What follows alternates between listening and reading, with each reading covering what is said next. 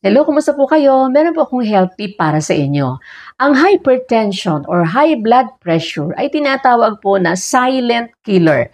Dahil maraming mga tao na may hypertension ang walang sintomas na nararamdaman.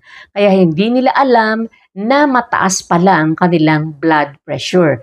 Kung hindi po makokontrol ang hypertension, ito po ay magdudulot ng iba't ibang karamdaman, kagaya ng sakit sa puso, sakit sa utak, sakit sa bato, at iba pang malulubhang karamdaman.